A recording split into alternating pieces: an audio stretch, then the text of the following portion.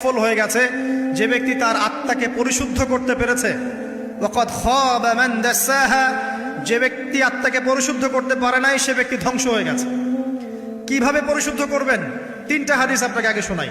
এক, আল্লাহ রাব্বুল আলামিনের হাবিব মুহাম্মদ সাল্লাল্লাহু আলাইহি ওয়াসাল্লাম, দরুদ পড়েন, বলেন সাল্লাল্লাহু আলাইহি ওয়াসাল্লাম। তিনি বলছেন যে আল্লাহর এমন কিছু বান্দা আছে যারা জান্নাতে প্রবেশ করবে যাদের অন্তরটা হবে পাখির মতো নরম। কার মতো? পাখির মতো। একটা হাদিস শুনলেন। দুই নম্বর হাদিস, আল্লাহর রাসূল সাল্লাল্লাহু আলাইহি ওয়াসাল্লাম বলছেন শহীদদের আত্মা যখন আল্লাহর কাছে পৌঁছায়, আল্লাহ রাব্বুল আলামিন সেই আত্মাগুলোকে সবুজ রঙের কিছু পাখির মধ্যে প্রদান করেন এবং সেই পাখিগুলো আরশের নিচে লণ্ঠন আছে, এখানে বসে থাকে এবং তারা জান্নাতের যে কোনো জায়গায় যায়, ঘুরে খাবার খায়, আবার ফিরে আসে। আল্লাহ পাক তাদেরকে বলেন যে তোমরা কি চাও, তোমরা কি চাও? শহীদরা কিচ্ছু বলতে পারে না। কি চাইবো? আল্লাহ এত নিয়ামত দিয়েছেন, কি চাইবো? যখন আল্লাহ বারংবার প্রশ্ন করতে থাকেন তোমরা কি আর কিছু চাও, তোমরা কি আর কিছু চাও, তোমরা কি আর কিছু চাও, তখন শহীদরা শেষে বুঝে যে আমাদের কিছু না কিছু তো বলতে হবে এখন।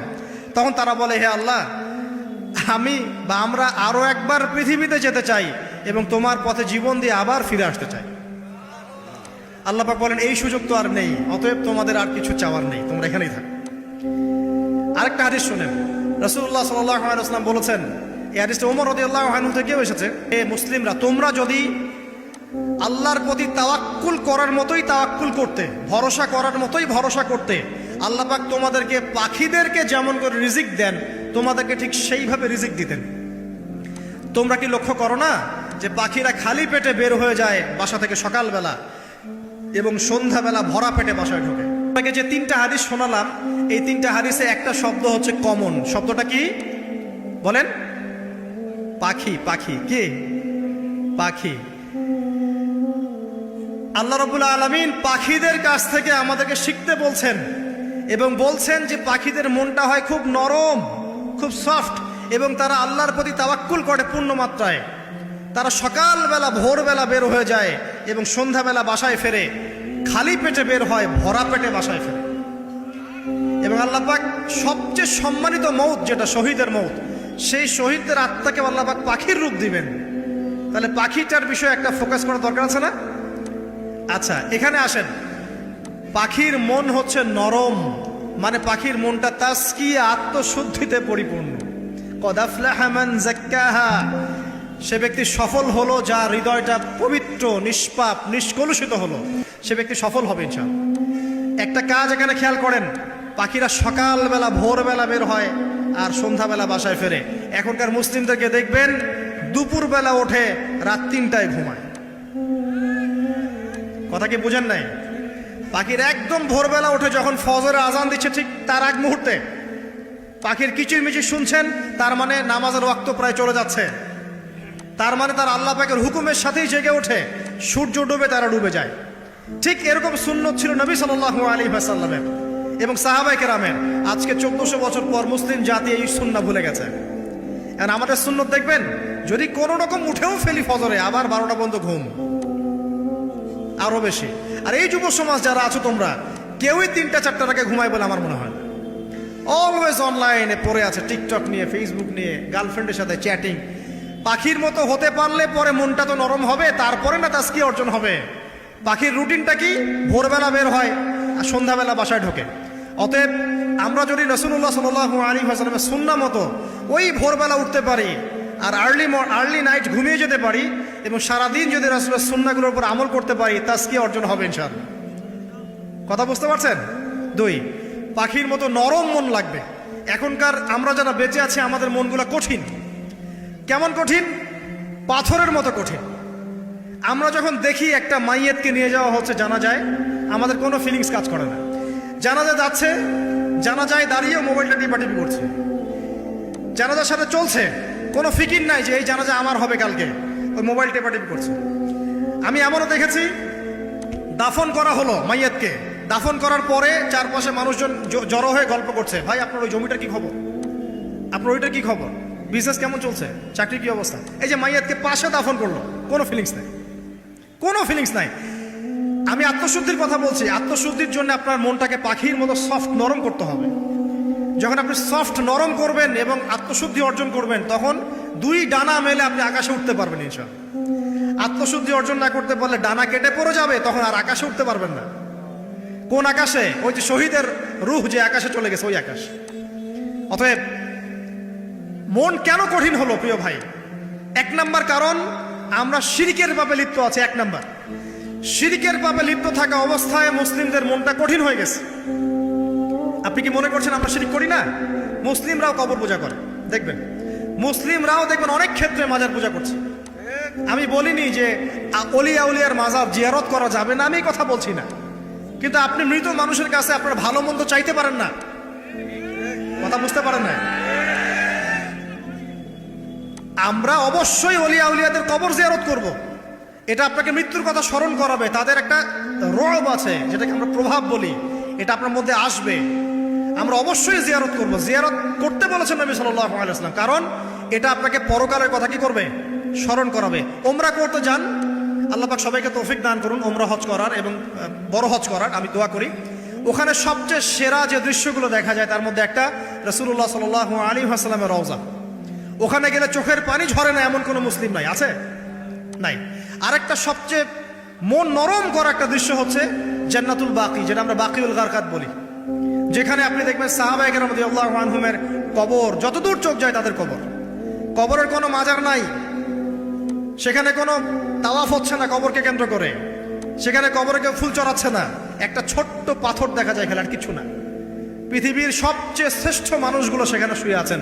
ওখানে গিয়ে দাঁড়াবেন, দেখবেন নিজেকে তুচ্ছ বলে মনে হবে, মনে হবে আমি এই পৃথিবীতে আর কি করছি। সেরা মানুষগুলোই মাটির নিচে, আমি এখানে কি করছি? তো দেখুন প্রিয় ভাইরা, অবশ্যই অলিয়া উলিয়াদের কবর জিয়ারত করবেন, কিন্তু মৃত ব্যক্তি আপনার কল্যাণ করতে পারবে? অকল্যাণ করতে পারবে? হ্যাঁ, তারা আল্লাহর কাছে সুপারিশ করতে পারবে আল্লাহ পাক যখন তাদেরকে অনুমতি দিবেন। তারপর আল্লাহ পাক যখন অনুমতি দিবেন, তখন নবী সাল্লাল্লাহু আলাইহি ওয়াসাল্লাম সুপারিশ করবেন, অলিয়া উলিয়াগণ করবেন, আলেম ওলামা করবেন, শহীদগণ করবেন, হাফেজে কোরআন করবেন, অনেকেই করবেন ইনশাআল্লাহ।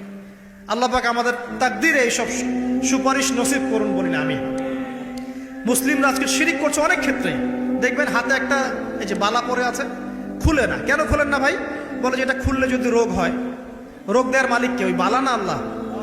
এই যে আপনার বিশ্বাস জন্মায় নিয়েছে, এই যে বিশ্বাসটা জন্মিয়েছে আপনার হাতের উপরে, এই বালার উপরে, এটাই শিরক, এটাই শিরক। যদি আপনি বিশ্বাস করেন যে এটা হাতে থাকলে আপনি সুস্থ থাকবেন, হাত থেকে খুলে পড়ে গেলে আপনি আর বাঁচবেন না, এই যে কল্যাণ অকল্যাণের মালিক আপনি কাকে করলেন? ওই বালাকে করেছেন, আল্লাহকে করেন নাই। এখানে শিরক হয়ে গেছে, খুবই সূক্ষ্ম শিরক। আপনি নামাজ পড়ছেন মনে করেন, এখন কিছু মানুষ আসলো, এখন দেখছেন যে হুজুর তো আমার নামাজ দেখছে, নামাজটা খুব সুন্দর করে পড়ার চেষ্টা করলেন, লম্বা নামাজ, সেজদা গিয়ে আর উঠছেন না, খুব সুন্দর নামাজ পড়ছেন। এই যে মানুষকে দেখানোর জন্য নামাজটা পড়ছেন, এটা শিরক। এটা কি? এটাও শিরক। এই যে গণক বসে আছে রাস্তার পাশে, দেখবেন টিয়া পাখি নিয়ে, তারপরে যে কাগজ নিয়ে, আসেন ভাই ভাগ্য পরীক্ষা করে দেই। আরে ভাই, তুমি যদি মানুষের ভাগ্যই পরীক্ষা করতে পারবা, তো তুমি রাস্তার পাশে কেমন? তোমার ভাগ্য কেউ পরীক্ষা করেনি কখনো? এতটুকু কমন সেন্স আমাদের নাই। ও যদি আমার ভালো মন্দ করতে পারে বা ভবিষ্যৎ বলতে পারে, তাহলে ও রাস্তার পাশে বসে আছে কিছু? ওর তো প্রাইম মিনিস্টার হওয়ার কথা, এখন ওর তো ইলেকশন করার কথা। তো দেখেন, এই যে ওখানে গিয়ে আমরা কি করি? ভাই আমার হাতটা দেখে দেন, ভাই আমার অতীত বলে দেন, ভবিষ্যৎ বলে দেন। এবং এগুলো দিন দিন বাড়ছে, কিন্তু এই রাশিফল, কবিরাজি, গণকি, এগুলো দিন দিন বাড়ছে। এবং আমি লক্ষ্য করছি দিন দিন আরেকটা জিনিসও বাড়ছে, সেটা হলো জাদুবিদ্যার চর্চা করা। এবং গ্রামে গঞ্জে কুফুরি বাড়ছে না? কুফুরি করা, তাবিজ করা, বিচ্ছেদ করা, স্বামী স্ত্রীর বিচ্ছেদ করা, মেয়েকে বশ করা, সন্তানকে বশ করা, বাড়ছে না? সবই শিরক, এগুলো সবই কুফুরি। এগুলো মুসলিমরা করছে না? মুসলিমরা এসব শিরকে লিপ্ত আছে বলেই তো অন্তর কঠিন হয়ে গেছে। ফাকাসাত কুলুবুহুম, তাদের অন্তর কঠিন হয়ে গেছে। তো একটা হাদিস বলে এখানে খালি, নবী সাল্লাল্লাহু আলাইহি ওয়াসাল্লাম বলছেন, যদি কেউ কোনো গণকের কাছে যায়, গিয়ে বলে দেখেন তো আমার হাতটা একটু, ও কিন্তু বিশ্বাস করে না যে এ ভবিষ্যৎ বলতে পারে, খালি এমনি বলেছে একটু দেখেন তো, বলার সাথে সাথেই 40 দিনের নামাজ কবুল হবে না। আর যদি তার বলা কথায় বিশ্বাস করে যে হ্যাঁ তোমার ভবিষ্যৎ খুব ভালো, তুমি চাকরি পাবা, এটা করবা সেটা করবা, এবং সে বিশ্বাস করলো হ্যাঁ এটাই হবে, তখন নবী সাল্লাল্লাহু আলাইহি ওয়াসাল্লাম বলছেন সে যেন আল্লাহর পক্ষ থেকে যা নাজিল হয়েছে, মানে এই যে কোরআনুল কারীম, এই কোরআনকে যেন সে অস্বীকার করলো, মানে কুফরি করলো। এগুলো আমরা করছি না ভাই? অনেক কিছু করছে। আমরা স্তম্ভের পূজা করছি, অনেক মুসলিম আগুনের পূজা করছে। আগুন জ্বালিয়েছেন, মাথা নত করছেন কেন? আগুনের সামনে আপনি মাথা নত করবেন কেন? আপনি একটা স্তম্ভের সামনে, গাছের সামনে দাঁড়িয়ে মাথা নত করে ধ্যান করবেন কেন? আপনি মেডিটেশন করছেন কি জন্য? আপনাকে নামাজ দেয়া হয় নাই? 5 ওয়াক্ত নামাজ দেয়া হয় নাই? নামাজের চেয়ে বড় মেডিটেশন কিছু আছে নাকি? আপনি ধ্যান করছেন কি জন্য? অনেক মুসলিম তো জিনের উপাসনা করছে, জানেন? অনেক মুসলিম জিনকে তাবে করার চেষ্টা করছে। আর জিন বলে একটা জাতি আছে, এটা সত্য। এরকম প্রতিটা ক্ষেত্রে শিরক আছে। শিরক কথায় আছে, কাজে আছে, বিশ্বাসে আছে। দেখবেন মুসলিমরাই আল্লাহ ছাড়া অন্য কারো কাছে দোয়া করছে, মুসলিমরা নজর মানত করছে অন্য জায়গায়, আল্লাহর জন্য নজর মানত করছে না, অন্য কাউকে সন্তুষ্ট করার জন্য করছে। সন্তান হয় না, এখন কি হবে? সন্তান হয় না তো অমুকের কাছে যাও, সেখানে গিয়ে বকরি জবাই দাও, সন্তান হবে। সুবহানাল্লাহ। তো এই পদ্ধতি ইব্রাহিম আলাইহিস সালামের জানা ছিল না যে শেষ বয়সে তিনি বলছেন রব্বি হাবলি মিনাস সালিহিন? আপনি দোয়া করতে পারেন না? সন্তান হবে না কেন? আল্লাহ পাক তাকদিরে লিখে রাখলেন, অবশ্যই হবে। আর আল্লাহ পাক তাকদিরে না লিখলে কিভাবে হবে? তাকদিরে যে ব্যক্তি বিশ্বাস করে না সে ব্যক্তি হতাশ হয়। যা কিছু হচ্ছে আমাদের জীবনে সবই তাকদির, এর বাইরে একটা মানুষও যেতে পারবে না। প্রিয় ভাইরা, কথায়, কাজে এবং চিন্তায় আমরা অনেক শিরিক করছি। শিরিকের কারণে আমাদের অন্তর কঠিন হয়ে গেছে। আরো কেন কঠিন হচ্ছে? বেদাত। আমল করছেন নবীর সুন্নত মানার জায়গায় অন্য কিছু আপনি করছেন। এমন কিছু আমল করছেন যেগুলোর সাথে রাসূলের সুন্নতের কোনো সম্পর্ক নাই এবং সাহাবীদের সুন্নতেরও কোনো সম্পর্ক নেই। এই ক্ষেত্রে গিয়ে আপনি বেদাত করছেন, বেদাত করে অন্তর কঠিন হয়ে যাচ্ছে। অন্তর কঠিন হওয়ার একটা বড় কারণ হচ্ছে হারাম রিজিক। যখন আপনি হারাম রিজিকে যাচ্ছেন, সুদ, ঘুষ, আপনার দুর্নীতি, আপনার এই যে অন্যের সম্পদ আত্মসাৎ করা, হালাল হারামের পরোয়া না করা, এই রিজিক দিয়ে যখন আপনি আপনার দেহ, রক্ত, মাংস গঠিত হচ্ছে, আপনার কলবটা শক্ত হয়ে যাচ্ছে। আমি কি বুঝাতে পারছি না? হারাম রিজিক যখন আপনার শরীরে ঢুকছে, অন্তরটা শক্ত হয়ে যাচ্ছে। একটা হাদিস যথেষ্ট। আল্লাহ রাসূল বলেছেন, ইন্নাল্লাহা তাইয়্যিব লা ইউকবালু ইল্লা তাইয়্যিব। আল্লাহ পাক পবিত্র সত্তা, তিনি পবিত্র ছাড়া কবুল করেন না। আপনি 10টা হজ করে আসেন, চুরির টাকা দিয়ে, ডাকাতির টাকা দিয়ে, আত্মসাতের টাকা দিয়ে, দুর্নীতির টাকা দিয়ে, যদি কবুল হয় তাহলে কোরআন সুন্নাহ মিথ্যা হয়ে যাবে। নাউযুবিল্লাহ। কথা কি বুঝতে পারছেন না? আল্লাহ রাব্বুল আলামিন বলছেন আল্লাহ পাক পবিত্র ছাড়া কবুল করেন না। হারাম রিজিক দিয়ে ইবাদত কবুল হয় না। আমরা ওই যে রংপুর অঞ্চলে একবার ওই যে হারাগাছ একটা অঞ্চল আছে না, সেখানে গিয়েছিলাম। সেখানে মাশাআল্লাহ আবার বিড়ির অনেক ফ্যাক্টরি আছে। কিসের? বিড়ি তো হালাল নাকি? তামাক তো হালাল নাকি? তো সেখানে বিড়ি ফ্যাক্টরির অনেক মালিক আছে এবং তারা মসজিদ কমিটির অনেক দায়িত্বপ্রাপ্ত আর কি। মুসলিমদের গায়রত্ব এখন নাই, মুসলিমরা এদেরকে আবার মসজিদ কমিটির সদস্যও বানিয়েছে। তো এখন মসজিদ কমিটিতে এসে তার প্রভাবে ইমাম সাহেব টিকতে পারে না। দুইজন বলে নামাজের পর হাত তুলে দোয়া করতে হবে, দুইজন বলে করা যাবে না। ঠিক আছে? এই নিয়ে ক্যাচাল। এই ক্যাচাল হতে হতে দেখা গেল এক পর্যায়ে মারামারি পর্যন্ত হয়েছে। মসজিদ ভাগত হয়েছে, মারামারিও হয়েছে। তো সেখানে আমাকে দাওয়াত করেছিল যে ওয়াজ করার জন্য। তো দোয়া করার কথা বলছে। তাই আমি বললাম যে দোয়া করে লাভ কি? দোয়া করলেই বাকি, না করলেই বাকি, রিজিকটাই তো হারাম। আপনি তো তামাকের টাকা খাচ্ছেন, তামাক। আপনি মাদকের টাকা খাচ্ছেন, এটাকে হালাল না হারাম? তো হারাম টাকা দিয়ে হাত তুলে দোয়া করলেই কি, না করলেই কি? দোয়া তো উঠছে না উপরে। আগে হারাম রিজিক ছাড়েন, তারপর দোয়া করুন। তো রিজিক হারাম হওয়ার কারণে আমাদের কি হচ্ছে? অন্তরটা কি হচ্ছে ভাই? কঠিন হচ্ছে। ওই পাখির মতো আর মুক্ত আকাশে উঠতে পারবেন না। তারপরে সামনে যান, আরো কেন কঠিন হয়? বস্তুবাদিতা, দুনিয়া। সারাদিন দুনিয়ার ফিকির, দুনিয়ার চিন্তা। খাবো কি, পরবো কি, ব্যাংক ব্যালেন্স, টাকা পয়সা, স্ট্যাটাস, সারাটা দিন দুনিয়ার দুনিয়া। ঘুম থেকে ওঠা থেকে নিয়ে শুরু করে ঘুমানো পর্যন্ত খালি দুনিয়া। যারা দুনিয়ার নেশায় মত্ত হয়ে আছে, এদের অন্তরটা কঠিন হয়ে যায়। এই অন্তরটা পাখির মতো হতে পারবে না। ঠিক আছে কথা? যারা দুনিয়ার নেশায় মত্ত হয়ে আছেন, এই অন্তরটা কঠিন হয়ে যাবে, পাখির মতো হতে পারবে না। তারপর কি? আরো সামনে যান। দিনই জ্ঞান চর্চা না করা অন্তর কঠিন হওয়ার কারণ। আর কি কারণ? পাপ করা। পাপ যত বেশি আপনি পাপ করবেন, যত বেশি পর্ন দেখবেন, যত বেশি মাদক খাবেন, যত বেশি জুয়া খেলবেন, যত বেশি অহেতুক সময় নষ্ট করবেন, যত বেশি আপনি অন্যের ক্ষতি করবেন, ঠিক আছে, নিরপরাধ মানুষের উপর নির্যাতন করবেন, যত বেশি আপনি পাপ করবেন, পাপ, এই পাপ করতে করতে করতে মানুষের অন্তর কঠিন হয়ে যায়। ইবনুল কাইয়্যিম রাহিমাহুল্লাহ বলেছেন যে পাপ করতে থাকলে মানুষের অন্তর কঠিন হয়ে যেতে থাকে, এবং ইস্তেগফার আর জিকির করলে গিয়ে মানুষের অন্তর আবার নরম হতে থাকে। পাপের উপর পাপ করতে থাকলে মানুষের অন্তর কঠিন হতে থাকে। এ বিষয়ে রাসূলুল্লাহ সাল্লাল্লাহু আলাইহি ওয়াসাল্লাম বলেছেন, যখন মানুষ একটা পাপ করে কলবের মধ্যে একটা কালো দাগ পড়ে যায়, যখন আরো একটা পাপ করে আরেকটা কালো দাগ পড়ে যায়। এভাবে যখন পাপ করতেই থাকে তখন পুরো কলবটাই কালিমা পূর্ণ হয়ে যায়। এই অবস্থায় যদি সে তওবা করে আল্লাহ পাক মাফ করে দিবেন। যদি এই অবস্থায় তার মৃত্যু হয়ে যায়, তার আত্মাটা থেকে দুর্গন্ধ বের হতে থাকে, যে আত্মাটা কবজ করতে পর্যন্ত মালাকুল মউত মানে ঘৃণা পোষণ করে।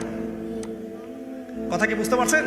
যখন অন্তর পাপ করতে করতে কলুষিত হয়ে যাবে, ওয়াকাদ খাবা মান দাসাহা, যখন পাপ করতে করতে অন্তর কলুষিত হয়ে যাবে, তখন আপনার এই মালাকুল মউত পর্যন্ত ওই আত্মাটাকে বের করার সময় ঘৃণা করবে, দুর্গন্ধযুক্ত। আল্লাহ পাক আমাদেরকে পাপ থেকে বাঁচিয়ে রাখুন। আমি এরকম কিছু কাজ আছে, বস্তুবাদিতা, শিরক, বেদাত, হারাম রিজিক, সারাদিন দুনিয়ার ফিকির নিয়ে থাকা, ঠিক আছে, অন্যের ক্ষতি করা, পাপ কন্টিনিউয়াসলি করতে থাকা, এবং দিন ছেড়ে দেওয়া, দিনের এলেম ছেড়ে দেওয়া, আল্লাহ পাকের আনুগত্য ছেড়ে দেওয়া, এই কাজগুলো করতে থাকলে মানুষের অন্তর কি হয়? কঠিন হয়ে যায়।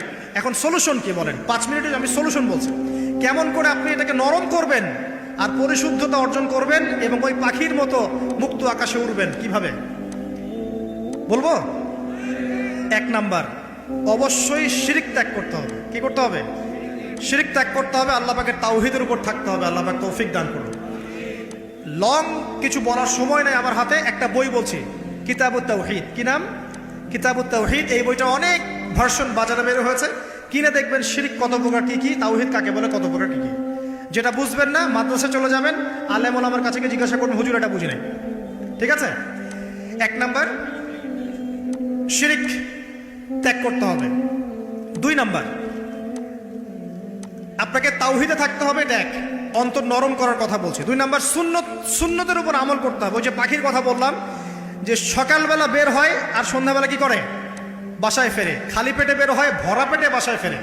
তার মানে আমাদেরকেও সকাল সন্ধ্যাটা কাটাতে হবে নবী সাল্লাল্লাহু আলাইহি ওয়াসাল্লামের সুন্নত অনুযায়ী।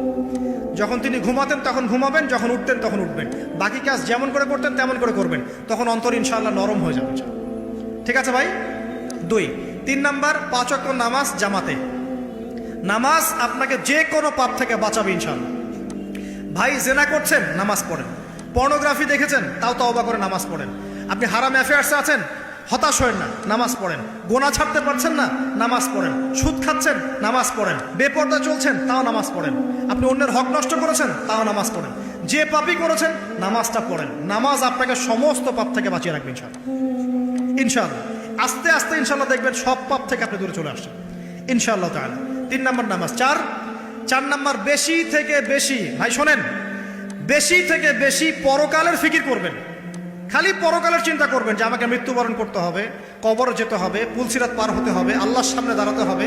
যত বেশি আপনি আল্লাহর ফিকির করবেন, পরকালের ফিকির করবেন, আপনার মনটা নরম হয়ে যাবে ইনশাআল্লাহ, মনটা শক্ত হবে না। 5 নাম্বার, মানুষের সাথে খুব বেশি মেলামেশা করবেন। মানুষের সাথে খুব বেশি মেলামেশা করলে ইবনুল কাইয়্যিম রাহিমাহুল্লাহ বলেছেন অন্তর কঠিন হয়ে যায়। কারণ মানুষ আপনাকে গীবত করাবে, হ্যাঁ, মানুষ খারাপ কাজে নিয়ে যাবে, বেফাস কথাবার্তা বলবেন, অহেতুক বেফাস কাজ করবেন, ফুজুল কি বাত করবেন। এগুলো করতে গিয়ে আপনি দেখবেন অন্তর কঠিন হয়ে গেছে। এত বেশি মানুষের সাথে মেলামেশার দরকার নাই, প্রয়োজন যতটুকু অতটুকু করবেন। ঠিক আছে? আল্লাহ পাক তৌফিক দান করুন, আমিন।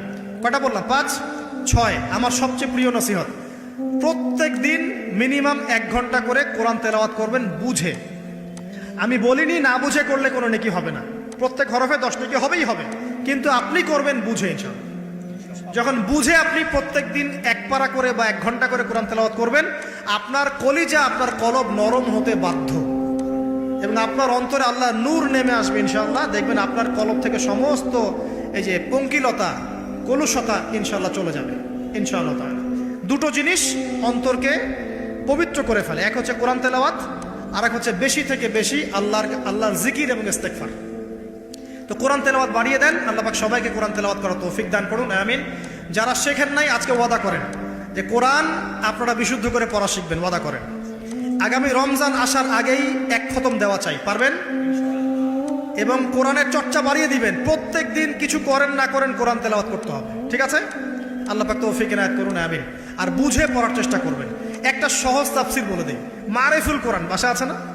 মারিফুল কোরআন তাফসির ইবনে কাসির বাসায় নাই, জালালাইন বাসায় নাই, বাসায় নাই কিনেন। সারাদিন তো অনেক টাকা পয়সা খরচ করছেন, 3টা তাফসির কিনেন, জালালাইন কিনেন, মারিফুল কোরআন কিনেন, ইবনে কাসির কিনেন, বাসায় গিয়ে পড়া শুরু করুন। পারবেন না? যে আয়াতটা বুঝবেন না, ওলামা কেরামের কাছে যাবেন, গিয়ে বলবেন হুজুর এটা বুঝি নাই, বুঝাই দেন। নিজে নিজে ব্যাখ্যা করতে যাবেন না। ব্যাখ্যা করলে দেখবেন একজন পণ্ডিত বেরোছে, কিছু পণ্ডিত কোরআন পড়ে বলে কোরআনই মানি, হাদিস মানি না। এরকম পণ্ডিত দেখেন নাই? কোরআনই মানি, হাদিস আর মানি না। কারণ আল্লাহ নাকি, নাউজুবিল্লাহ, কোরআনে নাকি আল্লাহ পাক হাদিস মানতে বলে নাই, ও নাকি পায় নাই। এই জন্য দেখলাম সুবহানাল্লাহ, নামাজ পড়তেছে, কোরআন থেকে নামাজ পড়তেছে, হাদিসের কোনো হেদায়েত নিবে না।